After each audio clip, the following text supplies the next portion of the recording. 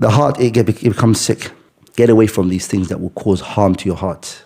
There are things that can affect the heart, that can make your heart feel bad, and you avoid it. You replace it with things that will bring the cure of the heart. So for example, music that people listen to when they're sad and they're down, and they listen to these things and thinking they're going to get better for it, it will make you even more sadder. It will make your chest even more tighter. But what would make your heart, expand your heart and make you feel better? The Quran. Promise you, brothers, if you listen to the Quran while you're driving, find a good reciter that you love and listen to the Quran. A beautiful voice, what does it do for the Quran? It increases it in beauty. So yes, if you do find that beautiful reciter that you like, when you listen to him, even though the Quran is already beautiful, it will make it what? Much more beautiful. And this is best for your heart, because what would it do? It would expand your chest. The qa'idah and the principle for you as a Muslim is, leave off what doesn't concern you. Does it have something to do with you? Yes, do it.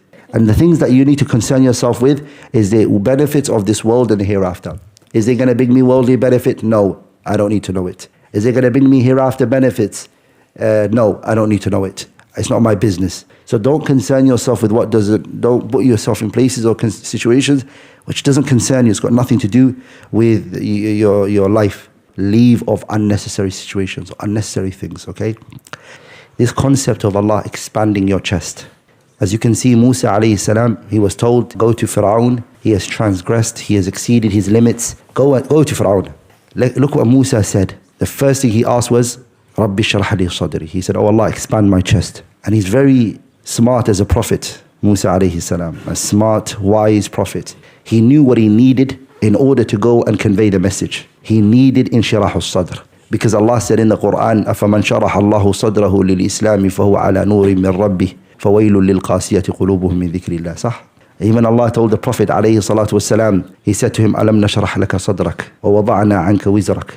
And this is min bab al-imtinan. Allah was telling the Prophet alayhi salatu wasalam, we have bestowed our blessing onto you by expanding your chest. And I know, mashallah, a lot of you who are here today already know the Prophet alayhi salatu wasalam. When he was a young kid, Jibreel came and he opened his chest and he cleaned what was inside the Prophet's chest. We all know that, right? The story. This was the inshirah as-Sadr that was taking place. So inshallah ta'ala, quickly, I want to go through 10 things, okay? 10 things quickly, bi'idhnillahi al-kareem, that we can, inshallah ta'ala, achieve and its means for inshirah as-Sadr. I ask Allah to give it to us, subhanahu wa ta'ala. Number one, singling Allah in worship. And singling worship for Allah tabaraka wa ta'ala.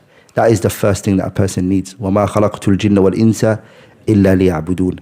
There are 10 things that you need to achieve inshirah as-Sadr. Number one is to single Allah in worship. You are on this earth to worship Allah. If you look at the first command in the Quran, start from Surah Al-Baqarah, when you read Fatiha and you're into Baqarah, the first command that you come across is يَا أَيُّهَا النَّاسُ اعْبُدُوا رَبَّكُمُ الَّذِي خَلَقَكُمْ وَالَّذِينَ مِن قَبْلِكُمْ لَعَلَّكُمْ تَتَّقُونَ. This is the first command that you come across. Sah? Worship your what? Your Lord. What is the first prohibition you come across? فَلَا تَجْعَلُوا لِلَّهِ أَنْدَادًا وَأَنْتُمْ تَعْلَمُونَ. Do not associate partners with Allah subhanahu wa ta'ala. So worshipping Allah is the first command, and staying away from shirk is the first prohibition that you come across. So the first is tawheed. That's what the ayah means. فَمَنْ يُرِدِ اللَّهُ أَنْ يَهْدِيَهُ يَشْرَحْ صَدْرَهُ لِلْإِسْلَامِ. Anyone who Allah wants to expand their chest, what does He do? He gives them Islam, meaning He gives them tawheed. The second, السبب الثاني, is this inshirah as-Sadr is a minnah min minanillahi azza wa jalla. Allah is a blessing from the blessings of Allah. So it's in His hand. You have to ask Him to give it to you. As you can see, what did the ayah say? أَفَمَنْ شَرَحَ اللَّهُ صَدْرَهُ لِلْإِسْلَامِ فَهُوَ عَلَى. You're in light. You have light. That's what you're receiving. So it's a light from Allah subhanahu wa ta'ala. And some of the great scholars like Ibn al-Qayyim and Ibn Muflih, they mention this, that this nur is what Allah explains in the ayah, وَلَكِنَّ اللَّهَ حَبَّبَ إِلَيْكُمُ الْإِيمَانَ وَزَيَّنَهُ فِي قُلُوبِكُمْ وَكَرَّهَ إِلَيْكُمُ الْكُفْرَ وَالْفُسُوقَ وَالْعِصْيَانَ أُولَٰئِكَ هُمُ الرَّاشِدُونَ. This is the blessing here. Number three, the third way to achieve it, or the third means is what? To attain beneficial knowledge. The people of knowledge are the people who what? Get this inshirah as-Sadr. So Nabiullah Musa, when he said, قَالَ رَبِّ اشْرَحْ لِي صَدْرِي وَيَسِّرْ لِي أَمْرِي وَحَلُّلْ عُقْدَةً مِّن لِسَانِي يَفْقَهُ قَوْلِي. Allah tabarak wa ta'ala accepted that dua for him by giving him what? Al-ilm al-nafi', beneficial knowledge. And we know Allah said in the Quran, يَرْفَعِ اللَّهُ الَّذِينَ آمَنُوا مِنْكُمْ وَالَّذِينَ أُوتُوا الْعِلْمَ دَرَجَاتٍ. So Allah raises the station of who? The people of knowledge from amongst the ordinary Muslims. The Muslims are already raised. Okay, Allah already raised the believers. But then within the believers, Allah raised who more? The people of knowledge. Subhanahu wa ta'ala. The fourth, inshallah ta'ala, is al-inabatu ila Allah, to turn to Allah tabarak wa ta'ala, wa husn al-iqbali alayhi.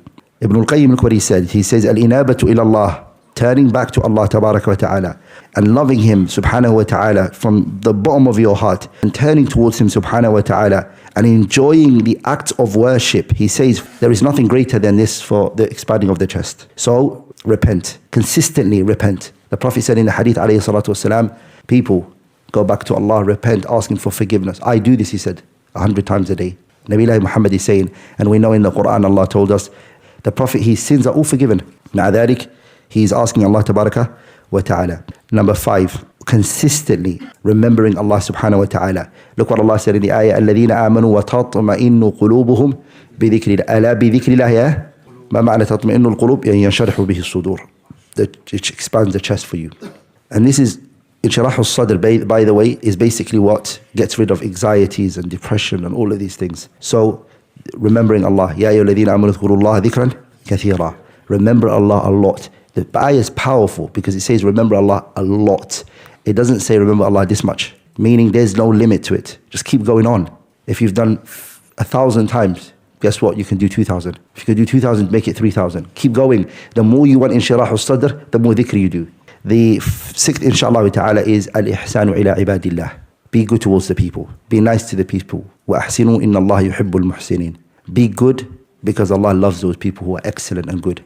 We're living at a time right now when people just don't want to be nice to other people. Rudeness and disrespect and angry and anger and frustration and all of that. We forget, be nice to the people. This is also a form of Sharh as-Sadr. The Prophet already told us this. He said, مَنْ نَفَسَ عَنْ مُؤْمِنٍ كُرْبَةً مِنْ كُرَبِ الدُّنْيَا نَفَسَ اللَّهُ عَنْهُ كُرْبَةً مِنْ كُرَبِ يَوْمَ الْقِيَامَةِ وَمَنْ سَتَرَ مُسْلِمًا سَتَرَهُ اللَّهُ فِي الدُّنْيا وَالْآخِرَةِ وَاللَّهُ فِي عَوْنِ الْعَبْدِ مَا كَانَ الْعَبْدُ فِي عَوْنِ أَخِيهِ. So if you remove a distress from a Muslim brother, you come up to him and say, what's your problem? I can see you're sad. What is it that you need? I'm here for you. What can I do for you? And you remove that distress from him, Allah is going to remove it from you. Being nice to other people is the rent you pay for your room in Jannah. Caring and the good that we are towards others, we're paying for our rent in Jannah. And it doesn't hurt to smile in the face of your Muslim brother, and to show them that you're happy to see them. So this is a way to achieve it, inshallah ta'ala. Number 7 is ash-shaja'a, bravery and courage.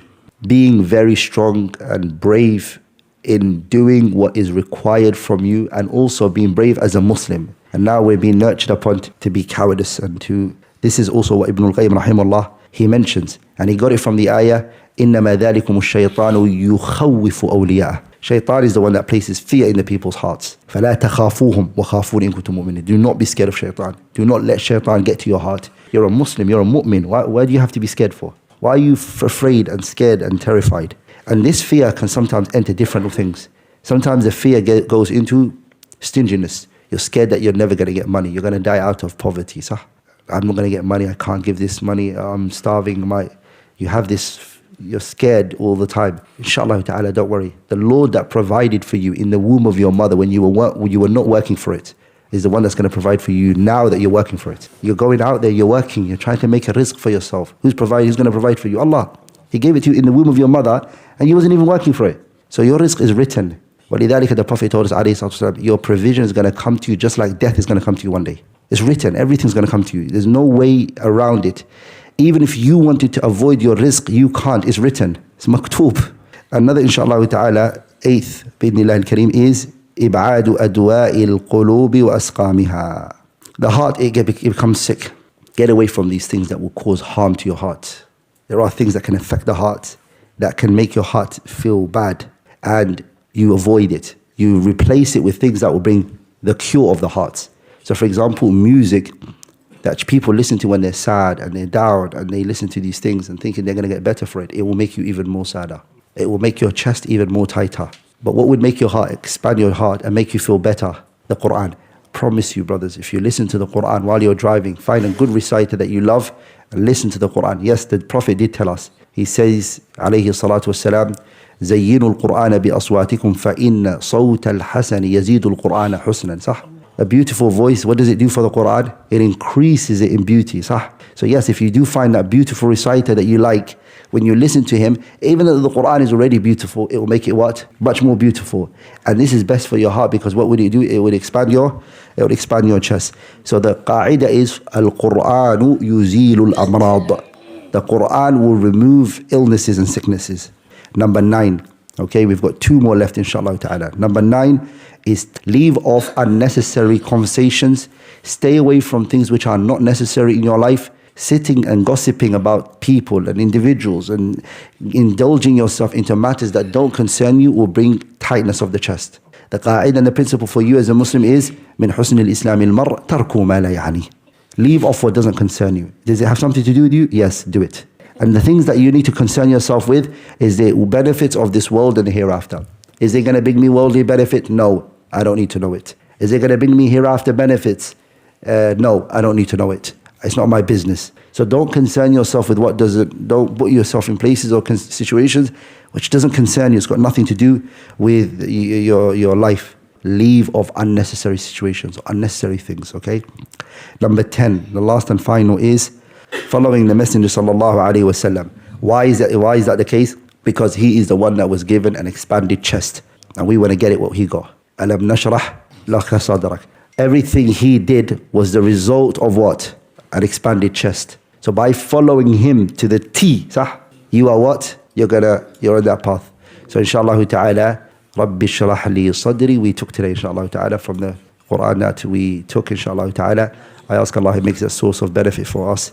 Barakallahu feekum wa jazakumullahu khairan. Subhanakallahumma wa bihamdik. Ashhadu an la ilaha illa anta astaghfiruka wa atubu ilayk.